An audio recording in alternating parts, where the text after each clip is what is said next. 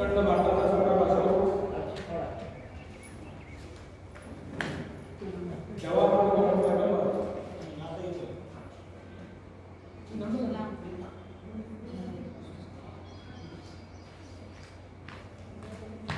लिंगायत धर्माचे संस्थापक महात्मा बसवेश्वर संत शिरोमणी संत महाराज संत रोहिदास महाराज संत कबीर संत तुकाराम महाराज जामता राजा छत्रपती शिवाजी महाराज राष्ट्रपिता महात्मा ज्योतिराव फुले लोकराजा छत्रपती शाहू महाराज विश्वरत्न डॉक्टर बाबासाहेब आंबेडकर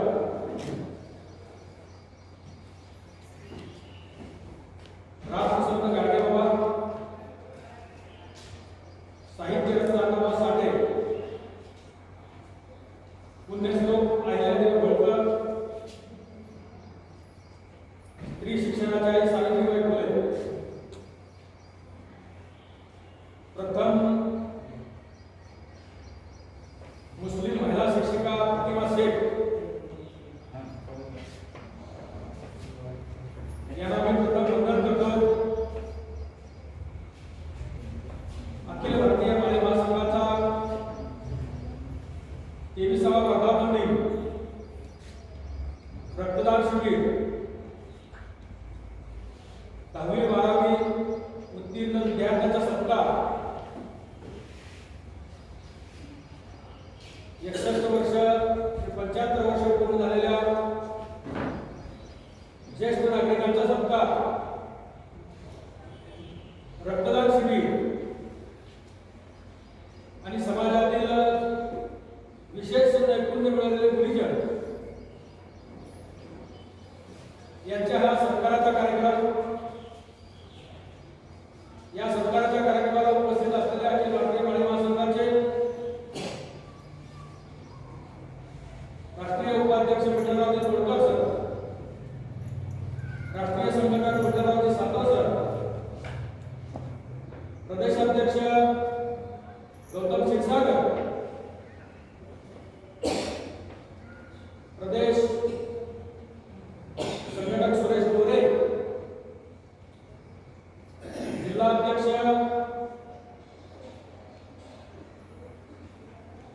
संतोष गायकवाड, पुण्याचे जिल्हाध्यक्ष कुंडलिक गायकवाड सर, त्याचबरोबर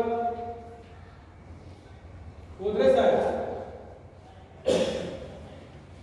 मंचकावर उपस्थित असलेले आणि आत्ताच आपण कर्नाटक राज्यामध्ये प्रवेश केला त्या कर्नाटक राज्याचे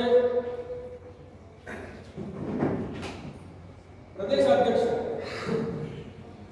महंतेश माळी,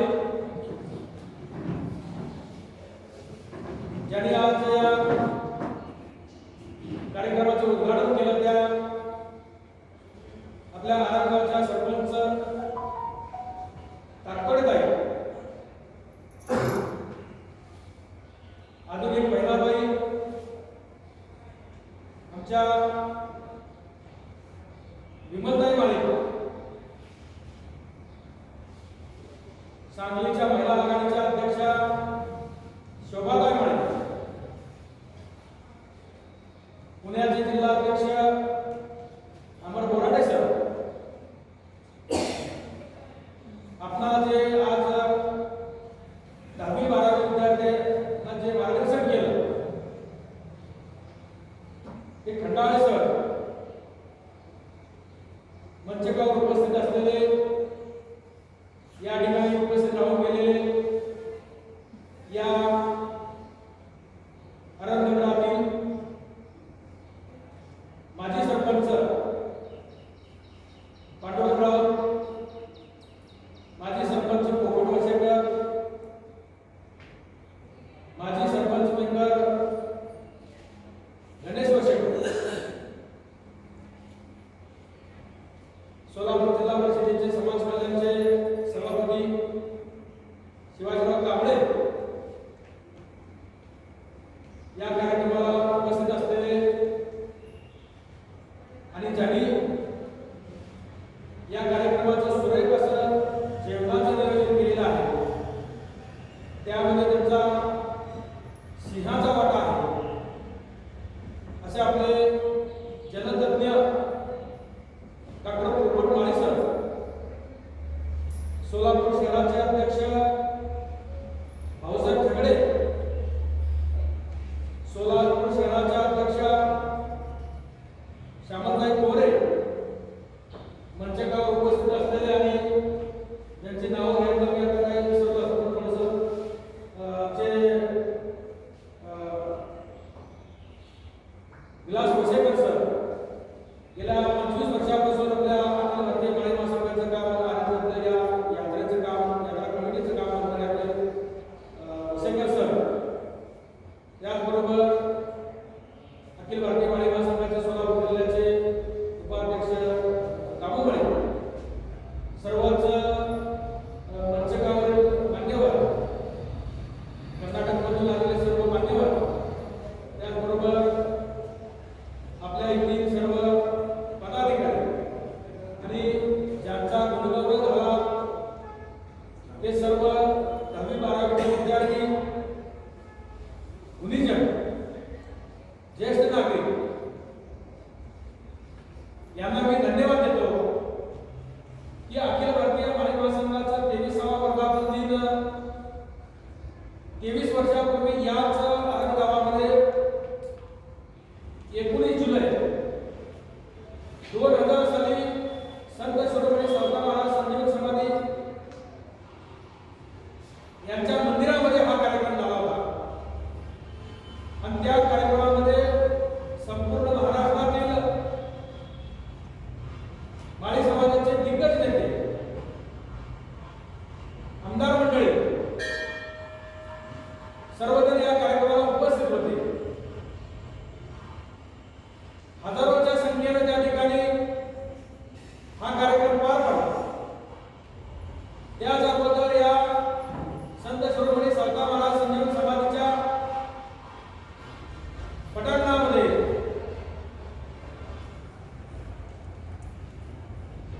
सामुदायिक विवाह सोहळे संपन्न झाले.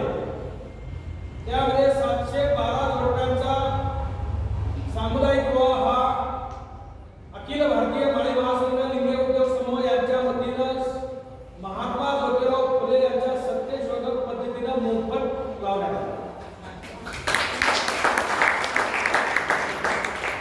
अनेक उपक्रम या संत शिरोमणी सावता महाराज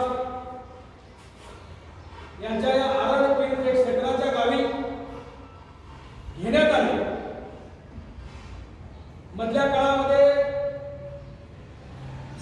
कोरोनाचा काळ, त्यामध्ये संघटनेची घडी थोडी या जिल्ह्यामध्ये, आजूबाजूच्या जिल्ह्यामधील संपर्क फार कमी झालेला आहे आणि त्यामुळे पुन्हा बांधणी करण्याचं काम आता चालू झालेलं आहे आणि त्याचाच परिणाम म्हणून आता पुन्हा इथं 2 कार्यक्रम झालेले आहेत. आता एक वधूवर मेळावा एक झाला परवा 24 एप्रिल रोजी आणि आता 24 जुलैला पुन्हा हा अखिल भारतीय माळी महासंघाचा 23वा वर्धापन दिन. साधव सर, मला एक आपल्याला आवर्जून सांगायचं आहे, या अगोदरचे कार्यक्रम असे लाखो लोकांच्या उपस्थितीत या आरण गावामध्ये झालेले आपले. त्यामुळेच आरण गावाचं हे तीर्थक्षेत्र होतं ते पहिलं क वर्गात होतं. ते क वर्गातलं ब वर्गात आलं आणि ब वर्गात आल्यानंतर इथं जवळजवळ 10 ते 15 कोटीचा निधी या ठिकाणी आला. महाराष्ट्र शासनाचा निधी आलेला आहे, आमदार निधी आलेला आहे, खासदार निधी आलेला आहे आणि या निधीच्या माध्यमातून या संत शिरोमणी सावता महाराज संजीवन समाधीचं तीर्थक्षेत्र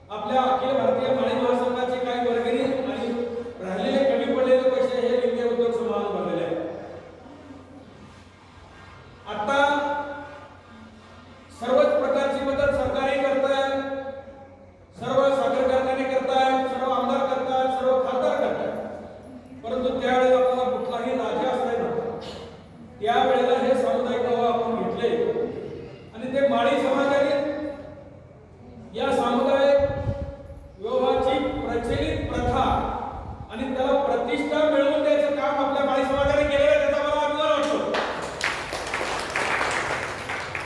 त्यानंतर इतरांनी केले असतील, करत असतील, त्यांनाही मी धन्यवाद देतो. आणि त्यांनी पुन्हा चालू केल्यानंतर आम्ही बंद केलं, कारण ते खरं काम त्यांचं आहे. म्हणजे ते काम आमदाराचं आहे, खासदाराचं आहे, साखर कारखानदाराचा आहे.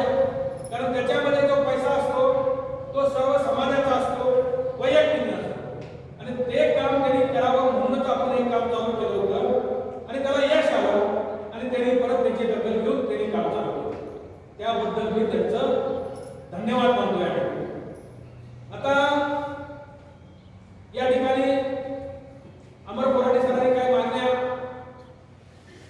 मागितल्या, त्यामध्ये महत्वाची जी मागणी होती ती मागणी म्हणजे आपलं गेलेलं आरक्षण, स्थानिक स्वराज्य संस्थांमध्ये आरक्षण आहे. ते म्हणजे ग्रामपंचायत, पंचायत समिती, जिल्हा परिषद, नगरपालिका, महानगरपालिका अशा प्रकारचे स्थानिक स्वराज्य संस्थेमध्ये हे आरक्षण. याच्यामध्ये भावाच्या विरुद्ध भावजाई उभा राहते, सासऱ्याच्या विरुद्ध सून उभा राहते आणि आपल्या भांडण लावण्याचा कार्यक्रम असतो, त्याला सुद्धा या सरकारनं स्थगित केली, कोर्टाने स्थगिती आणली. तर इतकं वाईट, ह्याच्यापेक्षा वाईट दुसरं काय असू शकत नाही. परंतु हे पुन्हा पूर्ववत होण्याचं काम कुणी करायला पाहिजे, तर या राजकीय पक्षाने करायला पाहिजे. याचा त्यांनी लाभ घेतला. या महाराष्ट्रामध्ये 56,000 अशी पद आहेत की म्हणजे ते ग्रामपंचायत सदस्य आहेत, नगरपालिकेचे सदस्य आहेत, पंचायत समितीचे सदस्य आहेत, जिल्हा परिषदेचे सदस्य आहेत, महानगरपालिकेचे सदस्य आहेत. हे असे 56,000 लोक आहेत. त्यातले मला तर 156 लोक सुद्धा दिसले नाही आणि त्यांच्यासाठी आम्ही हा लढा दिलेला आहे. परंतु ही सुरुवात आहे. हा लढा दिल्यानंतर जर स्थानिक स्वराज्य संस्थांमध्ये आरक्षण मिळालं आणि त्यानंतर जर जनगणना झाली, आता कोर्टाने निर्णय दिलेला आहे जनगणना झालीच पाहिजे म्हणून, परंतु कोर्टाने स्थगिती का दिली होती, तर आपल्यातलाच एक हुशार माणूस, ओबीसीतला हुशार माणूस गवळी म्हणून आहे, त्यांनी कोर्टामध्ये रीट अर्ज दाखल केला आणि त्यांनी सांगितलं की या ओबीसीला जे 27% आरक्षण दिलं हे बेकायदेशीर आहे, हे रद्द करावं. कारण यांची संख्याच माहिती नाही, तर तुम्ही आरक्षण कसं देताय, ते रद्द करा. आणि ते रद्द करा म्हणत असताना त्या याचिकेवर सुनावणी करताना त्या कोर्टाने निर्णय दिला की या ओबीसी समाजाची ट्रिपल टेस्ट करा आणि त्यांची जनगणना द्या, त्यांची संख्या द्या, म्हणजे त्याचा फायदा आपल्याला झाला. त्याला रीट अर्ज दाखल केला म्हणून त्याचा उद्देश सुद्धा तेच होता की जनगणना व्हावी म्हणून. कारण सरकार करत नव्हतं, परंतु आरक्षण रद्द करा म्हटल्यानंतर त्याबरोबर जनगणना करा म्हणून किंवा ट्रिपल टेस्ट करा हा आदेश ज्या वेळेला कोर्टाने दिला, त्यावेळेला थातूर आदेश आपल्या इथल्या महाराष्ट्र सरकारने काढले. पहिल्यांदा सुप्रीम कोर्टामध्ये सादर केलेला तो अहवाल रद्द झाला, आरक्षण रद्द झालं. दुसरं बंठी आयोग झालं. बंठी आयोगाला सुद्धा 98 त्यांनी जी गोळा केलेली ही संख्या आहे, त्या संख्येनं आपण हर्ष उल्हासित व्हायचं अजिबात कारण नाही, आनंदी व्हायचं अजिबात कारण नाही. कारण या बंठिया आयोगानं आपल्याला सरळ सरळ फसवलेला. मी याच्यावर अतिशय तीव्रपणे आपल्या भावना व्यक्त करतोय. कारण 1931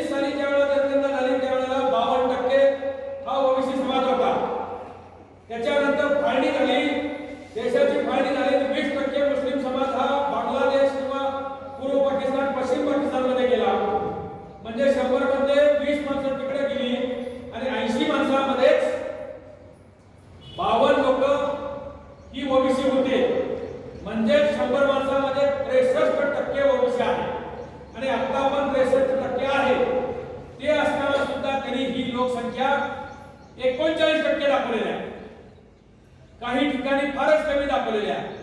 तर त्यासाठी ही तात्पुरती मलमपट्टी आहे. तर ही तात्पुरती मलमपट्टी आम्हाला चालणार नाही. त्यासाठी आपल्याला लढा हा तीव्र केला पाहिजे, अत्यंत तीव्र केला पाहिजे. की आता इथून पुढे आपल्या घरावर एक स्टिकर लावलं पाहिजे प्रत्येक ओबीसीने. इथं जो माळी समाज आहे त्या माळी समाजाने ओबीसीचं नेतृत्व केलं पाहिजे. आणि जे स्टिकर आम्ही पाठवू ते स्टिकर प्रत्येक ओबीसीच्या घरावर चिटकवलं पाहिजे. की जे पक्ष जातनिहाय जनगणना करण्यास विरोध करतील त्या पक्षाला इथून पुढे मतदान करणार नाही. मग त्याच्यामध्ये आता 50-55 वर्ष ज्यांनी राज्य केलं त्यांची खरी चूक आहे ते म्हणजे काँग्रेस पक्ष. आता त्यांना जाग आलेली आहे. त्यांनी ठराव केला इथं महाराष्ट्र गव्हर्नमेंटमध्ये की जातनिहाय जनगणना करावी म्हणून. परंतु जे आयोग निर्माण केलं, संविधानिक आयोग जे निर्माण केलं, ओबीसीचा आयोग निर्माण केलं, त्या आयोगाला पैसा दिला, त्यामुळे आपलं आरक्षण गेलेलं आहे. तर याच्यामधलं राष्ट्रवादीचे असतील, काँग्रेसचे असतील, भाजपाचे असतील, शिवसेनेचे असतील, यांनी कुणीही आपलं आतापर्यंत काम केलेलं नाही. हे काम कोर्टामार्फत झालेलं आहे. आता झालेलं काम हे कोर्टामार्फत झालेलं आहे. तर आता यांनी सगळ्या या पक्षाने रस्त्यावर उतरलं पाहिजे, सगळ्या पक्षाने, आणि ओबीसीला आरक्षण दिलं पाहिजे आणि ओबीसीची जातनिहाय जनगणना केली पाहिजे.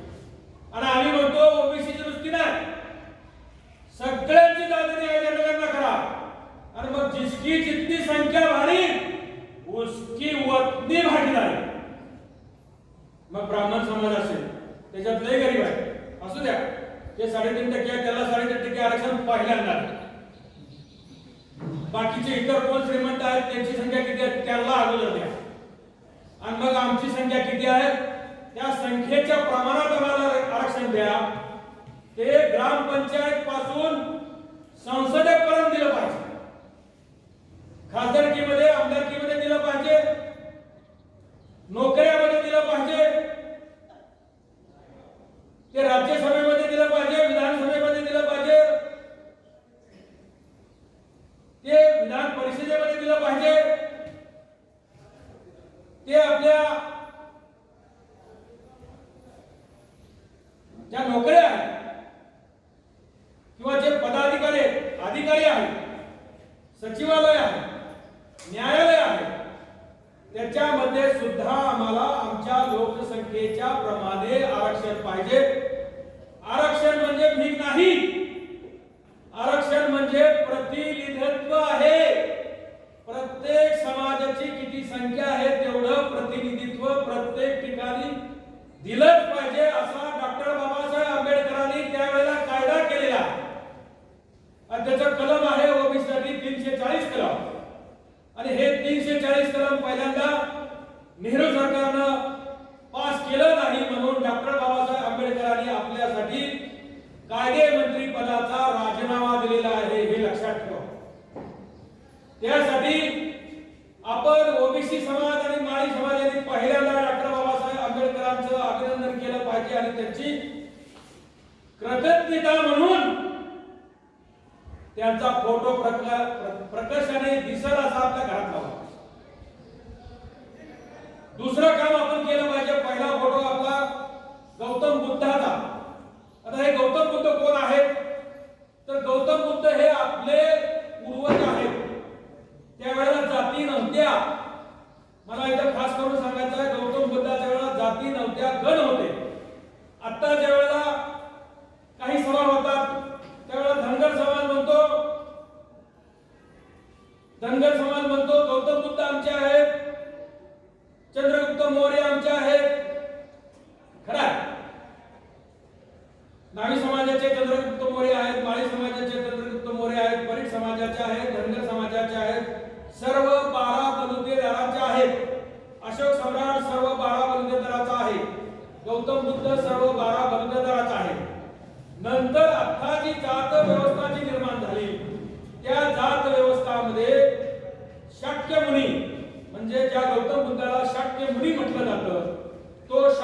माळी हा बिहारमध्ये आहे, नेपाळमध्ये आहे, उत्तर प्रदेशात आहे.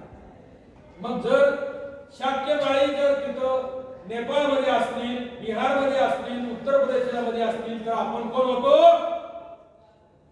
कोण होतो? मग आपण माळी आहे का नाही? इतर लोकांनी बुद्धाला मानलं. तसं महात्मा ज्योतिराव फुले यांनी म्हटलेलं आहे की आपण कोणताही धर्म बदलायची गरज नाही, परंतु आपलं आचरण कसं पाहिजे.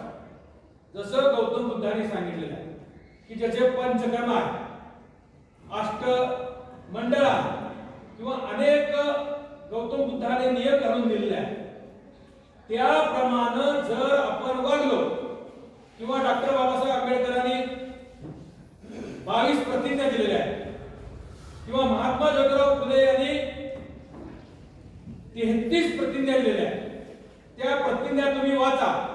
त्या प्रतिज्ञेप्रमाणे जर आपण वागायला शिकलो तर आपण या देशाचे राज्यकर्ते, या देशाची सर्व संपत्ती ही आपल्या ओबीसी कडे राहील याची गॅरंटी मी देतो. कारण तुम्ही लोक आपल्या घरात 33 कोटी देव आणून ठेवले आणि त्या देवालाच ते देव जोपर्यंत घरातले निघून जात नाहीत तोपर्यंत तुमची आणि आमची कधीही प्रगती होणार नाही, कधीही होणार नाही. त्यासाठी महात्मा ज्योतिराव फुले यांचे विचार मी म्हणत नाही की तुमची श्रद्धा नसावी, देव मानू नये, देव मानले पाहिजे, पण ते कोणाला मानले पाहिजे? जे आपले पूर्वज आहेत, ज्या पूर्वजांनी आपल्यासाठी काम केलंय, समाजासाठी काम केलंय.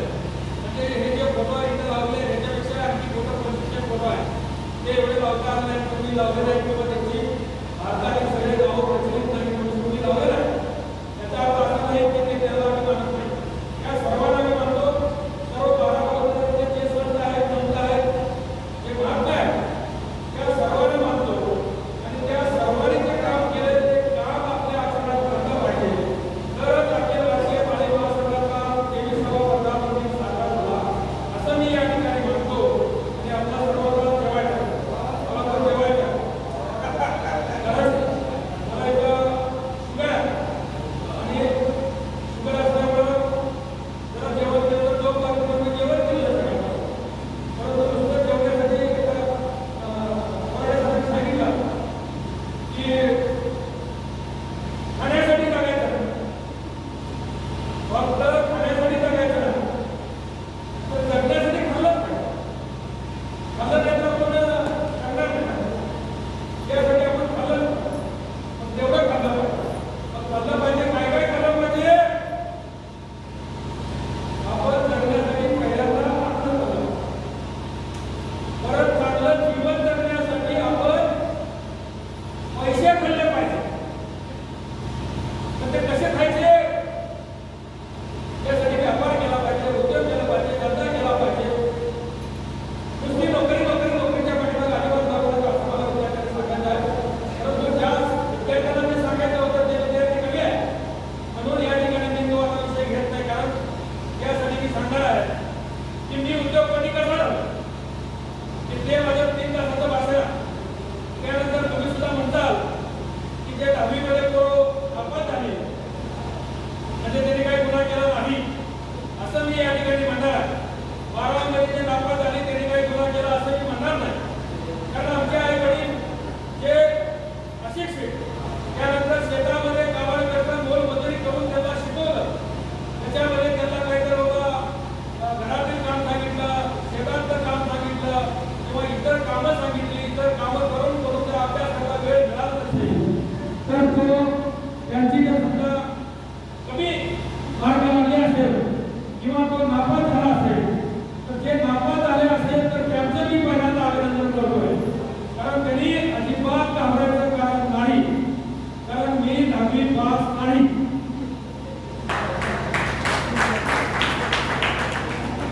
याचा अर्थ मी नापास झालो असं नाही, मी 10वीची परीक्षा दिली नाही. परंतु 10वी न शिकता, 10वी न पूर्ण करता सुद्धा आज मी आमच्या आई वडील समजा 56 गुंठ्याची शेती आमची आणि शेत मजूर आमचे वडील दगड फोडायचं काम करत होते. दगड फोडायचं काम आपल्या समाजात कोणी करत नाही हे मला माहित आहे. एका लोकांबरोबर सापडण्याचं सापडलं किंवा आम्हाला नाही, परंतु आमचे वडील दगड फोडायचं काम करत होते. त्यामुळे मला आर्थिक धोरण कळालं किंवा बाजारपेठेमधलं ज्ञान कळालं आणि त्याच्यामधूनच मी माझी स्वतःची प्रगती करायचं ठरवलं आणि मी वयाच्या 4थ्या वर्षापासून मी स्वतःच्या पायावर उभा आहे. 4थ्या वर्षापासून मी छोटे छोटे उद्योग केलेले आहेत. मग ते ऑफरचे उद्योग असतील, सकाळी पाव बटर विकणे, त्यानंतर लेबर गोळ्या विकणे किंवा शेंगदाणे फुटाणे विकणे किंवा फळं विकणे, भाजीपाला विकणे किंवा द्राक्षे विकणे, आंबे विकणे, कोणतंही काम करायला लागायचं नाही. लागायचं कशाला? चोरी करायला आणि भीक मागायला. काम करायला कधी लागायचं नाही आणि काम केल्यानंतर त्याला अनुभव येतो आणि फळ पण मिळतं आणि अनुभवानंतर अनुभवानं जो मोठा होतो त्याचा उद्योग व्यवसाय भरभराटीला आल्याशिवाय राहत नाही. परंतु त्याच्या आई वडील श्रीमंत असतील, तो ग्रॅज्युएट झाला, डबल ग्रॅज्युएट झाला आणि त्याला व्यवसाय टाकून दिला तर तो व्यवसाय चांगला करेल याची खात्री अजिबात नाही. तर त्यासाठी त्याला लहानपणापासून व्यवसाय करायला शिकवा. त्याला लहानपणापासून कोणाच्या दुकानामध्ये हाताखाली कामाला ठेवा. त्याला घरात हाकलून द्या. तुझं पोट भरण्याचं तिकडे उपास अशा पद्धतीचे कठोर निर्णय घेतले तर माझ्यासारखा उद्योगपती झाल्याशिवाय राहणार. जर आपले पैसे किती खायचे, आपण आपल्या उद्योग व्यवसायामध्ये धंद्यामध्ये पैसे किती खायचे, आपण जगण्यामध्ये पैसे खाल्लेच पाहिजे. आपल्या मुलाबाळांना चांगलं शिक्षण दिलं पाहिजे, त्याला शिक्षणासाठी पैसे गोळा केलेच पाहिजे, त्यासाठी उद्योग व्यवसाय केलाच पाहिजे. परंतु वाम मार्गाने पैसे कमवायचे नाहीत आणि ते पैसे कमवलेले शिल्लक राहत नाही. एका पिढीनंतर दुसऱ्या पिढीमध्ये अजिबात शिल्लक राहत नाही. याचा अनुभव प्रत्येकाला आला किंवा आता या ठिकाणी 75 वर्षाचा त्याचा संस्कार झाला त्यांना याच्याबद्दल ती गावातली माहिती आहे की वाम मार्गाने पैसे कमवलेल्याची काय झालं ते अजिबात पुढे येऊ शकत नाही. तर चांगल्या मार्गाने पैसे कमवा आणि त्यांना चांगलं शिक्षण द्या आणि शिक्षण दिल्यानंतर मात्र हायवे प्रमाणाला कामाला ठेवा. त्याला कोणाकडे नोकरीला ठेवा आणि नोकरी चांगली केल्यानंतर काम चांगलं केल्यानंतर मग त्याला व्यवसाय करायला शिका आणि व्यवसाय करताना सुद्धा मोठा व्यवसाय करायला त्याला चांगलं मोठं भांडवल देऊ नका. थोडं भांडवल द्या, थोड्या भांडवलामध्ये त्याला व्यवसाय शिकवा. थोड्या भांडवलामध्ये त्याला कसं व्यवसाय करायचं ही माहिती होते. थोडक्यात सांगायचं म्हणजे जर आपला पोवायचं शिकायचं असेल तर सुरुवातीला पाठीला डबा बांधून आपण पोवायला शिकलं पाहिजे. समुद्राच्या मध्ये न जाता कडकडं पोवायला शिकलं पाहिजे. त्यासाठी व्यापार उद्योग हा सुद्धा छोट्या भांडवलाचा प्रयत्न केला पाहिजे आणि नंतर मोठं भांडवल तुम्ही दिलं राहतात. परंतु सुरुवातीला तुम्ही मोठं भांडवल दिलं आणि धंदा व्यवसाय जर जास्त नाही केला तर पहिल्या 2-3 वर्षातच तर ते धंदा व्यवस्थित नाही चालला तर व्याज आणि हप्ते जात नाही आणि आपण जी आपली प्रॉपर्टी घाण टाकलेली आहे त्याला टाक येते आणि सर्व प्रॉपर्टी ही त्या ठिकाणी निलावात निघते आणि त्यानंतर आपण निराश होतो. तर त्यासाठी काही टप्पे आहेत, त्या टप्प्यानुसार आपण उद्योग व्यवसाय केला पाहिजे. त्याचं सखोल मार्गदर्शन मी 3 तास पुन्हा मी कसा उद्योगपती झालो यासाठी आपल्याला उद्योग शिबिर याच ठिकाणी आपण नंतर घेऊ. या जिल्ह्याचं शिबिर या ठिकाणी आपल्याला घ्यायचं आहे. त्यावेळेला मी सविस्तर सांगणार आहे. आज एवढं सांगणार आहे की या ठिकाणी अखिल भारतीय माळी महासंघाचा 23वा वर्धापन दिन. या वर्धापन दिनानिमित्त आपण अखिल भारतीय माळी महासंघाचं सभासद झालं पाहिजे. सभासद नोंदणी करायची झालं तर पुढं क्वार्टर आहे, त्या क्वार्टर पुढं आपल्याला पावती मिळेल तर तिथं सभासद व्हा. काय देणगी द्यायची असेल तर देणगी द्या. आपण आपल्याकडे कमाई ठेवलेली सर्वच कमाई शिल्लक ठेवायची अजिबात गरज नाही. कारण जर चांगला मुलगा शिकला, चांगला उद्योग करायला लागला, चांगला व्यवसाय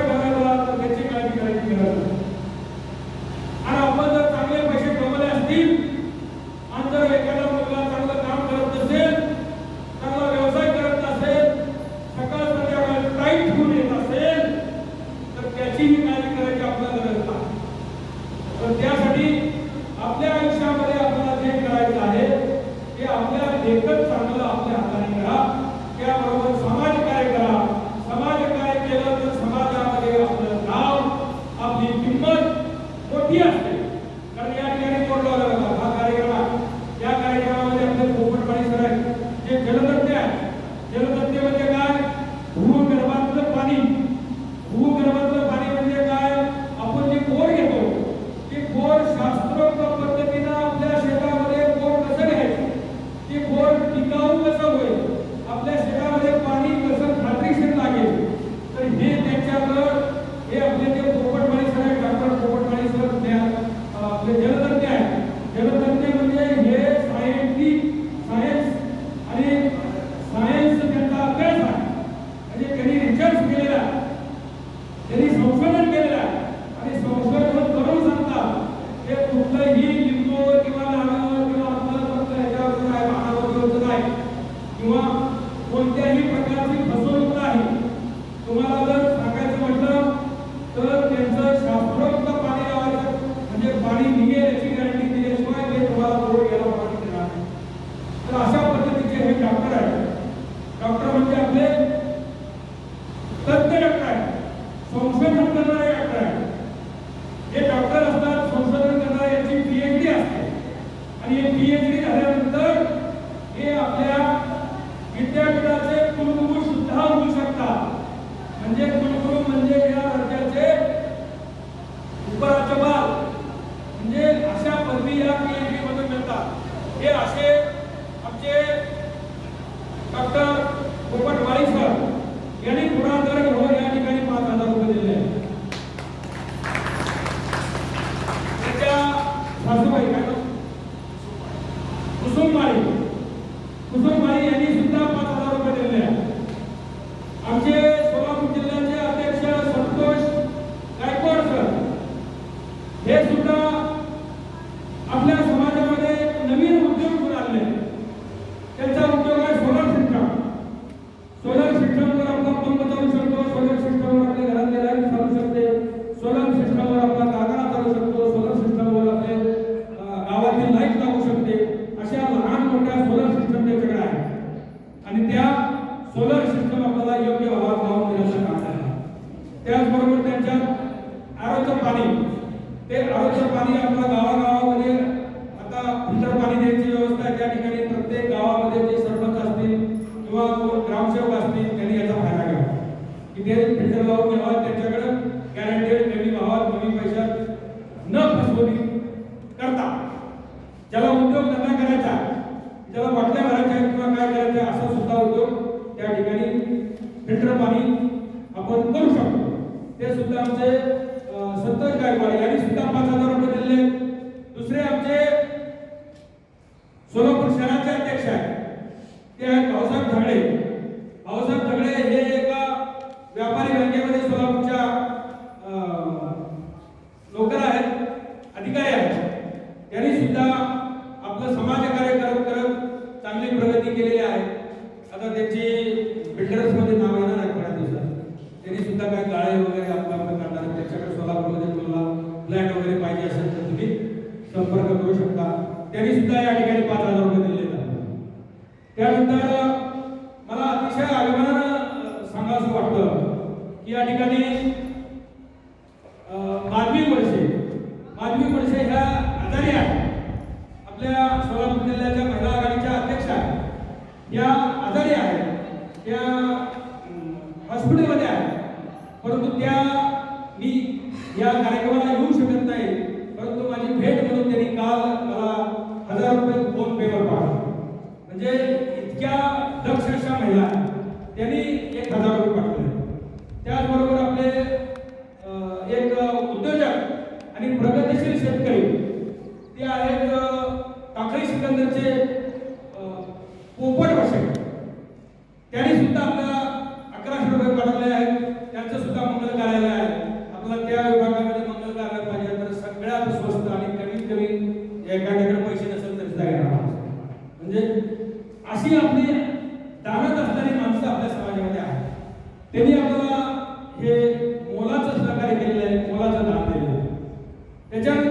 आणखी एक महत्त्वाचं मला नाव घ्यावंच वाटतं, ते म्हणजे आमचे सुरेश कोरे.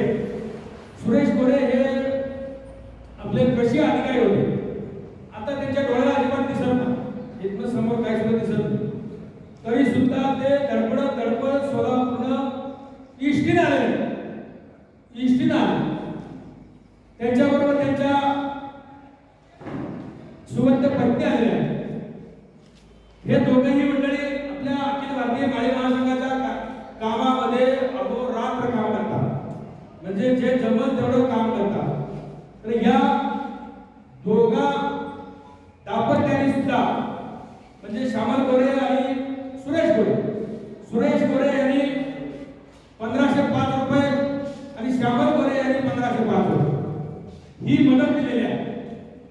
अजूनही कोणाला मदत द्यायची असेल तर पुढे आपला कॉन्ट्रॅक्ट आहे, कॉन्ट्रॅक्टवर आपण मदत देऊ शकता. उद्याच्याला आपण आपल्या वर्षाभर त्याचं नाव आपण प्रसारित करू आणि समाजामध्ये हातभार लावण्याचं काम आपण नाही केलं तर कोण करणार? आणि आपण जमा केलेली पुंजी, आपण जमा केलेले पैसे जर आपला मुलगा आपण लवकरात लवकर वर जाण्याची वाट बघत असेल, काही काम धंदा करत नसेल, टाईट असेल, तर त्यासाठी लपून ठेवण्याची काही गरज नाही. आपण आपल्या नावानं समाजकार्य केलं तर चांगली गोष्ट. त्याचबरोबर जो चांगला कमवतोय मुलगा त्याची तर अजिबात काळजी करायची गरज नाही, मग त्याच्याकडे सगळं सोडून द्या आणि आपण आपलं समाजकार्य करा, त्यासाठी काहीतरी मदत करा. सर्व सोंग करता येतात, परंतु पैशाचं सोंग करता येत नाही. आता या ठिकाणी 31,000 रुपये आकडा लिहिलेला उद्योग समूहाच्या नावावर टाकलेला आहे, परंतु 31,000 असं काही नाही. जो देगा उसका भला, नहीं देगा उसका भी भला. परंतु कमी तिथं आम्ही जे जमा होईल ते आम्ही खर्च करतो, जे कमी पडेल त्या ठिकाणी सर्व पैसे आम्ही खर्च करतो. त्या ठिकाणी आम्ही कुठलंही कमी पडू देत नाही. कोणत्याही कार्यक्रमाला, कुठलाही कार्यक्रम असू द्या, त्या कार्यक्रमाला कधीही कुठलीही उणीव आम्ही आमच्यातर्फे उणीव असू देत नाही. कार्यक्रम यशस्वी करणे, जेवण, खाणं, येणं, जाणं, प्रचार, प्रसार, पत्रिका या सर्व कार्यक्रमाची जबाबदारी आम्ही स्वतः घेतो. अशी जबाबदारी आपण आपल्यापैकी कोणीतरी घ्यावी, समाजाचं कार्य करावं अशी माझी इच्छा. जर आपल्याला असे काम करायची इच्छा असेल तर अखिल भारतीय माळी महासंघाचं कोणतेही पद असो, मग ते राष्ट्रीय अध्यक्षापासून शाखा अध्यक्षापर्यंत पद असेल, सदस्यापर्यंत पद असेल, तर ते पद आम्ही आता इतकंच द्यायचं आहे. कारण समाजकार्य करायला जर कोण तयार असेल तर आम्ही पद सोडायला तयार, तर ते आमची केव्हाही तयारी असेल. तर असं आपण कुणी तयार असेल तर पुढे तुम्ही घेऊन या आणि त्याला समाजकार्य करायला शिकवा. ज्या समाजामध्ये समाजकार्य होतं तोच समाज पुढे जातो. छोटे छोटे समाज, अतिशय मायक्रो समाज, कुठंच तो सुईच्या टोकावर दिसत नाही असे समाज, ते आहेत मारवाडी समाज. 0.00 समाज आहे, परंतु आपण महाराष्ट्रात बघितलं तर 5-6 आमदार आहे, देशात बघितलं तर 5-25 खासदार आहे, आणि आपली संख्या माळी समाज 2 नंबर. काय नंबरच नाही, कुठला नंबर आहे? नुसतं नंबर करून चालत नाही हो. भाऊ बोलायला काय म्हणतात, जिल्हा परिषद तिकीट मांडून आणलं कुठल्या तर पक्षातनं भाऊ बोलायला काय म्हणतात, बाबा तिकीट आणलं लय चांगलं. आता असं का उद्या दिवस पुरुष जाऊ, आपण सगळे भाऊ एकत्र बसू संध्याकाळी घरी, आणि जी काय आपली प्रॉपर्टी आहे बाबाची ती सगळी आपण वाटून घेऊ, आणि तुझ्या वाटणीची जेवढी प्रॉपर्टी ती सगळी विक, आणि कसा घेऊन घ्यायचं तसं घे, आम्हाला काय सांगू नको बरं का. असं भाऊ भावाला म्हणतो, त्याला वेगळं टाकतो, आणि निवडून आल्यानंतर ज्याचा कुठला कायचा संबंध, कुठलाही पाहुणा अमद याव त्याव वाटकाचं येऊन हार घेऊन बसतो, वाटकाचं येऊन हार घेऊन बसतो, त्याला सत्कार करा. ही आपल्या समाजातली जी प्रथा, ती प्रथा आपण मोडली पाहिजे. जो पण समाजातला माणूस उभा राहिला त्याला अंडरग्राऊंड आपण मदत केली पाहिजे. मग तो पैसा असेल पैसा दिला पाहिजे, काय बुद्धी असेल बुद्धी दिली पाहिजे, साम दाम दंड काय पाहिजे ते आपण दिलं पाहिजे. पण प्रकर्षानं पुढे न येता अंडरग्राऊंड आपण काम केलं पाहिजे. तर ती माणसं निवडून येतात, तर ती माणसं करतात. आमचा समाज एवढा मोठा, आमचं कुठं खातात कुठं आमदार असं कुठं आमदार येत असतो, असं कुठं खासदार येत असतो. आणि झाला तरी कुठल्या पक्षाचा होत असतो, आणि त्या पक्षात झाला तर ते पक्षाचं काम करतो, आपण कुठं काम करतो नाही करत. तर ही पद्धत आहे. समाज कार्यामधून जो पुढे जातो तो पुढे उभा राहील, त्याला आपण प्रत्येकाने मतदान करावं अशी माझी विनंती आहे. की जो समाजकार्य करतो, समाजाला कधी धावून येतो, याचं आपण कुठल्याही समाजात असू द्या, माळी समाजात सुद्धा, ओबीसी कुठला समाज असतो त्याला सुद्धा निवडून द्या. आपलं काम जे करतात त्या राजकीय पक्षाला तुम्ही निवडून द्या. आता सांगितल्याप्रमाणे आता इथंच आमचे विठ्ठलरावजी साधव आहेत, ते फार मोठे उद्योगपती आहेत का, आपण दिसते असेल की फार मोठे हरमसरला त्यांचं फार मोठं प्रस्थ आहे, त्यांचे फार मोठे शोरूम आहे. तरी पण ते समाजासाठी अहोरात्र कष्ट करतात. ते राष्ट्रीय सेवा दल आपल्याला माहित असेल, राष्ट्रीय सेवा दलामध्ये आपले निवडणूक वगैरे काम करत होते, सर्व समाजाचं काम करत होते. अशा हे राष्ट्रीय सेवा दलाची मंडळी आहे, सर्व समाजाचे सेवक आहे. तर समाजाची सेवा करणं हे ईश्वर सेवा आहे, लक्षात ठेवा. रक्तदान हे श्रेष्ठ दान आहे, अवयवदान हे श्रेष्ठ दान आहे. गेल्यानंतर काय होते, जाळलं फुललं नमतं जमतं तुम्ही आपण मेल्याने जग बुडालं. कोण मागं काय करतो काय नाही. तर आपण दान दिलं पाहिजे. तर आपलं मेल्यानंतर शरीर दान दिलं पाहिजे. ते शरीर दान दिलं तर आपले डोळे कामाला येतात, काही पार्ट कामाला येतात, ते दान सुद्धा आपण दान देऊ शकतो. म्हणजेच प्रत्येक गोष्टीमध्ये आपण दान देऊ शकतो. माळी समाजामध्ये बरेच मंडळी प्रॉपर्टी आहे, पण प्रॉपर्टीला धनी नाही, प्रॉपर्टीला वारस. तर अशा लोकांनी सुद्धा अखिल भारतीय माळी महासंघाला काही प्रॉपर्टी मदत करावी किंवा काही प्रॉपर्टीवर ट्रस्टी म्हणून आम्हाला यावं, त्यांचा कारभार बघण्यासाठी. त्यांचा सुरेख कारभार आम्ही बघू. त्यांचा एकही पैसा समाज कार्याला, एक पैसा. तर हे काम समाजाचं काम समाजानेच केलं पाहिजे, दुसरा कोणीतरी येईल आणि देईल असं होणार नाही. आपलं काम आपणच केलं पाहिजे. आपल्या पतसंस्था निघाल्या पाहिजे, आपल्या बँका निघाल्या पाहिजेत, आणि आपले बँकेतले पैसे कोणी दुसऱ्या बँकेत कर्ज मागायला सकाळी ठेसा. आपल्याकडे संस्था नाही, आमचं नाही, तमकं नाही काय. तर अशी ही परिस्थिती आहे. याच्यावर भाषण करणं खूप गरजेचं आहे. आता इथं आपण ही जी माणसं आहेत, ही माणसं गर्दी नाही, परंतु ही माणसं दर्दी आहे. आणि ह्या दर्दी माणसाची आम्हाला गरज आहे. गर्दीची अजिबात गरज नाही. गर्दीमध्ये ह्या कानाला सोडून दिलं याची अजिबात गरज नाही. आपल्याला या सर्व महापुरुषाला ऐकलं, या ऐकणाऱ्यापेक्षा त्यांनी डोक्यावर घेतलं, परंतु डोक्यावर येणारी माणसं आम्हाला माणसं पाहिजे डोक्यात घेणारी, त्यांचे विचार डोक्यात घेणार आणि इम्प्लिमेंट करणार, ते अंमलात आणणार. मग एक विचार असू द्या, तो अंमलात आणला पाहिजे. मग अनेक विचार आहेत, त्या विचाराचं रोज आम्ही व्हॉट्सअपवर टाकतोय. दर रविवारी आपला कार्यक्रम असतो अखिल भारतीय माळी महासंघाचा 5 ते 6. त्या कार्यक्रमामध्ये 2-2.5 तासाचं मंथन असतं. त्याच्यामध्ये आता 73 पुष्प झाले, 73 विषय झाले. त्यातले जे विषय आहेत त्या सर्व विषयातले प्रश्न जे असतात ते प्रश्न सगळे एमपीसी यूपीसीला येतात. आणि ह्या एमपीसी यूपीसीला जेवढे प्रश्न येतात त्या सगळ्या प्रश्नाची उत्तरं माझी तोंडपाठ आहे. तुम्ही माझे 73 कॅसेट काढून बघा. 73 कॅसेट मध्ये माझं अध्यक्ष भाषण आहे. त्या भाषणामध्ये प्रत्येक विषयाचं विश्लेषण म्हणजे अर्धा पाऊण तास 1 तास केलेला आहे, 1.25 तासापर्यंत केलेला आहे. त्याच्यातले सगळे प्रश्न एमपीसी यूपीसी तलाठीची भरती किंवा अनेक राज्य सरकारच्या भरती आहेत, त्या भरतीमध्ये हे प्रश्न आलेले आहेत. तर आपण कोणी ऐकायला तयार नाही. या विद्यार्थ्यांनी ते प्रश्न ऐकले पाहिजे, शिकणाऱ्यांनी शिकले पाहिजे. आणि जे पालक आहेत त्या पालकांनी हे जे अखिल भारतीय माळी महासंघाचं शिवक्रांती YouTube चॅनल आहे, ते चॅनल आपण आपल्या इथे डाउनलोड केलं पाहिजे. आणि ते सबस्क्राईब केलं पाहिजे आणि ते आपल्या गुगल मीटवर असतात तर ते सबस्क्राईब करा. सबस्क्राईब करायला आता 850 सबस्क्राईब झालेला आहे. 1000 सबस्क्राईब झालं तर आपल्याला डॉलरमध्ये बक्षीस मिळत आहे. लक्षात घ्या. आपल्याला जाहिरात चालू होता आता 150 लोक कमी आहे तर आपण प्रत्येक जण आता इथं आलेला प्रत्येक जणांनी 5 लोकांचे 5 वेगळे मोबाईल घ्यायचे आणि त्या मोबाईल मध्ये शिवक्रांती YouTube चॅनल घ्यायचा आणि त्याला सबस्क्राईब करायचं. त्याच्यानंतर तिथं बेल आयकॉन बटन आहे ते बेल आयकॉन दाबायचं. त्याच्यामध्ये दर आठवड्याला जे कॅसेट आपले जे प्रोग्राम येतील ते प्रोग्राम आपल्याला कधी वेळ मिळेल त्याला ऐकायचे.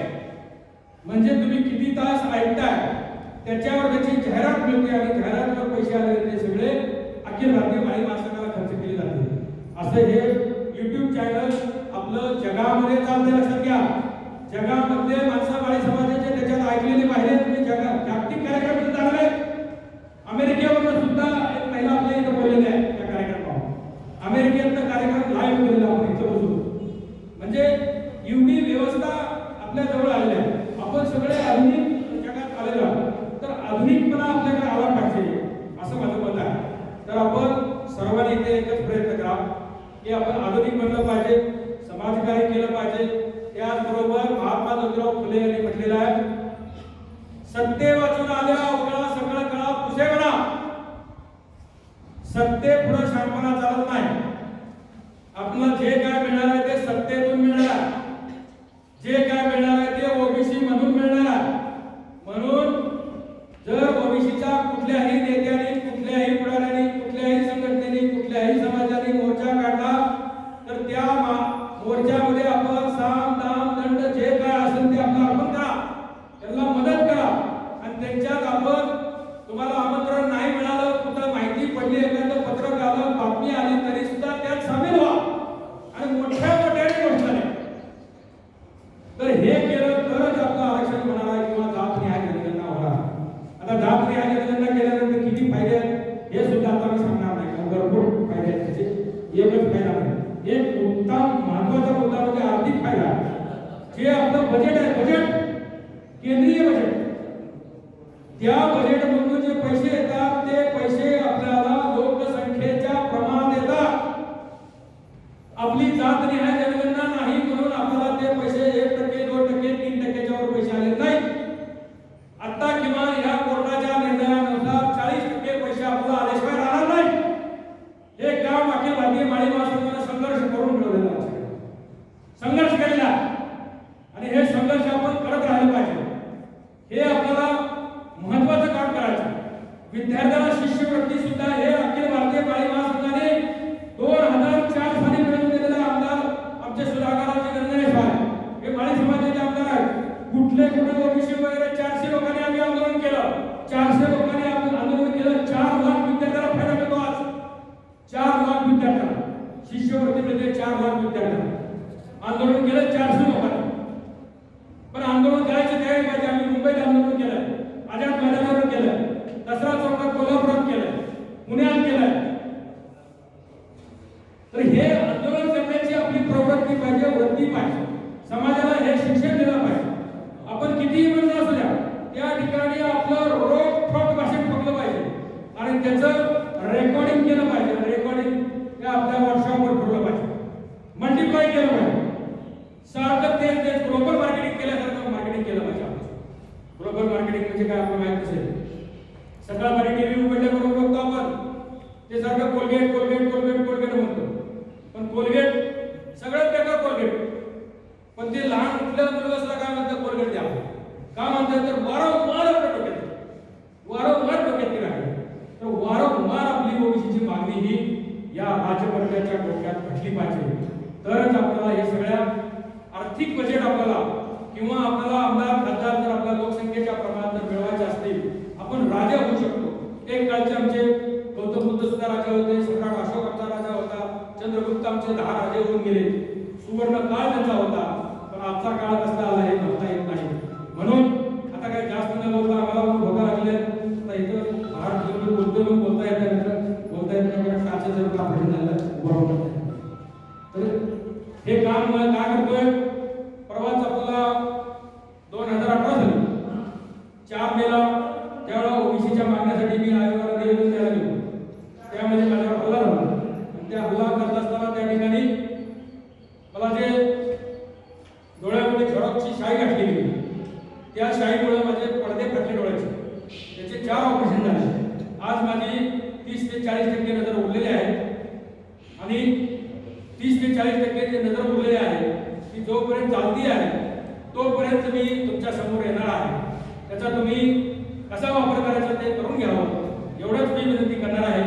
आज या ठिकाणी हे संत सावतामाळी विद्यालय या विद्यालयाचे आमचे जिल्हा परिषदेचे सदस्य माननीय भारताबा शिंदे यांनी हा हॉल आपल्याला सर्व सुविधा या मोफत दिलेल्या आहेत.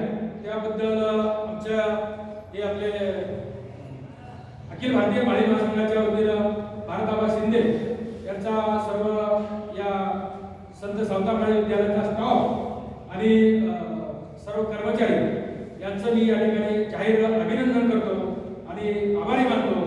आणि माझं लांबलेलं भाषण इथं जरा थांबवण्याचा प्रयत्न करतो.